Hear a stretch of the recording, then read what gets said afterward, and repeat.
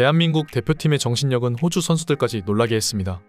호주와 대한민국의 아시안컵 8강전은 이번 대회에서 가장 빛나는 경기였으며 연장전에서 터진 손흥민의 프리킥 장면은 아직도 화제입니다.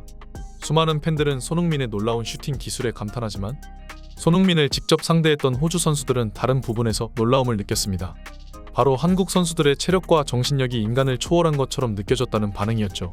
대부분의 팬들은 이번 경기에서 가장 결정적인 순간을 손흥민의 역전 프리킥골 장면으로 기억하고 있지만 실제로는 손흥민의 페널티킥 유도 장면이 더 중요했습니다. 페널티킥 유도가 없었다면 연장전도 없었고 손흥민의 프리킥골도 나오지 않았을 것이기 때문이죠. 페널티킥 유도 장면에서 상대의 태클 타이밍을 속인 손흥민의 드리블 기술도 훌륭했지만 그보다 더 놀라운 건 손흥민의 체력이었는데요. 체력은 축구 선수에게 가장 중요한 능력 중 하나로 모든 테크닉적인 요소는 전부 신체적인 능력에 기반을 두고 있습니다. 기술적으로 뛰어난 선수라도 체력이 부족하면 몸의 밸런스가 무너지고 볼을 잡아두기 위한 후속 동작도 달라지기 때문입니다. 그렇기 때문에 이미 지쳐있는 선수들은 경기 시간이 흐를수록 경기력이 떨어지곤 하는데요. 우리가 유럽 축구 리그를 시청할 때 선수들이 전반 45분 동안 미칠 듯한 경기를 벌이다가 시간이 지날수록 템포가 떨어지는 것을 확인할 수 있습니다. 그러나 이번 시즌 손흥민은 도무지 지치는 방법을 모르나 봅니다. 손흥민은 이번 아시안컵에서 모든 경기를 풀타임 출전했고 만약 조별리그에서 휴식을 갖는 기회가 있었다면 좀 더 편하게 진행할 수 있었을 것인데요. 게다가 말레이시아와 요르단과의 경기에서도 손흥민은 단 1분의 휴식도 얻지 못했죠. 손흥민은 현재까지 5경기에서 연장전을 포함한 총 510분을 뛰었으며 이는 이번 대회 출전 선수 중 가장 많은 시간입니다. 뿐만 아니라 이번 8강전까지 대략 6일 가까이 휴식한 호주 대표팀과 비교하면 한국 선수들은 사우디와의 연장전 승부차기까지 치렀음에도 불구하고 고작 3일간의 휴식을 취했습니다. 그렇기에 체력적으로 우위에 서 있는 호주 대표팀이 선제골을 넣었지만 그들은 결국 미칠 듯한 에너지를 발산하는 손흥민을 막지 못했습니다. 정규 경기 시간이 모두 지나가고 경기가 거의 끝날 무렵 손흥민은 페널티 박스 근처에서 공을 받았습니다. 이때 손흥민 주위에는 무려 5명이 넘는 선수들이 포위하고 있었는데요. 한 호주 수비수는 손흥민의 어깨와 팔을 거칠게 끌며 균형을 무너뜨리려 했지만 손흥민은 엄청난 밸런스로 압박을 버텨내며 박스 안으로 돌파해 들어갔습니다. 심지어 거의 2~3명의 선수들이 연이어 그를 잡아당기고 몸통으로 부딪혀도 손흥민의 이 강인한 피지컬을 아무도 막을 수 없었는데요. 마침내 마지막 호주 수비수는 뒤늦은 태클을 시도하고야 말았고 걸려 넘어진 손흥민은 페널티킥을 획득하는데 성공했습니다.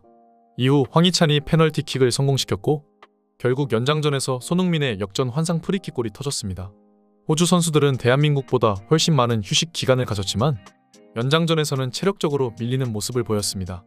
손흥민의 역전골을 허용한 이후 그들은 정신적으로도 힘들었고 싸울 의지를 잃어버린 채 아예 걸어다니고는 했습니다.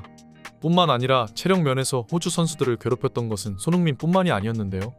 이강인도 마찬가지로 이번 대회에서 모든 경기를 뛰고 있었으며 공격 포인트는 기록하지 못했지만 왕성한 체력으로 좌우 측면과 중앙을 넘나들며 균열을 만들어내는 역할을 해냈습니다. 호주 감독은 경기 후 인터뷰에서 손흥민을 막지 못한 것이 이 경기의 가장 큰 실패라고 말했습니다. 이것은 정말 힘들게 받아들여야 할 결과입니다. 선수들을 생각하면 감정적으로 될 수밖에 없네요. 90분 동안 우리는 아시아 최강팀을 상대로 아주 잘했습니다. 그러나 손흥민을 막지 못했고 결국 패배하고 말았습니다. 마지막에 페널티킥을 허용한 선수에게 안아주며 축구 인생에 큰 교훈이 될 것이라고 전해졌습니다. 그는 아직 젊은 선수이며 이 경기를 계기로 더 나아가 발전할 것입니다. 한국은 훌륭한 팀이며 특히 체력 면에서는 경쟁팀이 없을 것 같네요. 다음 토너먼트에서도 좋은 결과를 이뤄낼 것을 응원합니다. 호주전에서 120분을 뛴 이강인과 김민재는 지쳐있는 상태였지만 그럼에도 불구하고 대회 주최 측의 도핑 테스트 요구에 따라 도핑룸으로 바로 이동해야만 했습니다. 아마도 이번 대회에서 가장 많은 도핑 테스트를 받는 선수들 중에는 한국 대표팀 선수들이 많을 것으로 예상되는데요. 특히 이강인과 김민재 그리고 손흥민과 같은 팀의 대표적인 선수들에게는 특히 엄격한 절차가 진행되고 있는데 한국 팬들 입장에서는 주최 측의 이런 태도가 마음에 들지 않을 수도 있지만 사실 이강인과 손흥민의 뛰어난 체력을 직접 봤으니 어느 정도 이해가 되는 부분이기도 합니다. 이제 유럽 축구 팬들은 한국 선수들의 강철같은 체력과 우승을 향한 열망을 직접 목격했는데요. 이를 통해 유럽의 빅클럽 스카우터 또한 한국 선수의 영입을 검토 중에 있다고 합니다.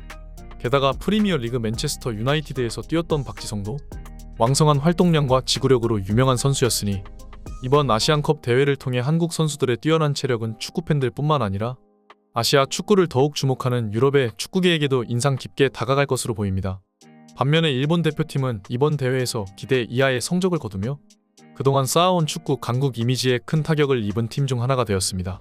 일본은 월드컵과 최근 평가전에서 유럽 강호들을 연이어 꺾으며 유럽 축구 팬들 사이에서 아시아 최강팀으로 인식되고 있었는데요. 그러나 이번 이란전에서의 충격적인 패배로 8강전에서 탈락하며 일본 축구의 진짜 실력에 의문을 제기받고 있으며 선수들과 감독, 언론들까지 패배를 외부에 돌려놓는 부정적인 모습이 겉으로 드러나고 있습니다. 일본 대표팀은 인터뷰에서도 남탓과 변명만 하고 있고 특히 팀의 에이스이자 한때 이강인의 경쟁자로 여겨졌던 쿠보 타케우사는 잔디가 거칠고 마치 낫도 같았다고 하며 이번 패배를 경기장 탓으로 돌렸는데요. 대외적으로 언론이나 선수들이나 추태를 부리고 있으니 일본 축구에 대한 이미지가 이번 대회에서 크게 훼손되었다고 볼 수 있습니다. 특히 선수들의 정신적인 부분에 한국 대표팀과 많은 비교가 되고 있는데요. 많은 유럽 축구 팬들은 한국 대표팀이 기적을 일으키는 모습을 보며 한국을 응원하고 있고 특히 영국 축구 팬들은 손흥민이 트로피를 들어올리는 모습을 꼭 보고 싶어 하고 있습니다. 이제 한국 대표팀은 요르단과 4강 경기를 치르게 되는데요. 이제 아시안컵 우승까지 얼마 남지 않았습니다. 이번 대회 한국 대표팀이 꼭 업적을 달성해냈으면 좋겠네요. 항상 빠른 소식을 전하는 오메가 풋볼이었습니다.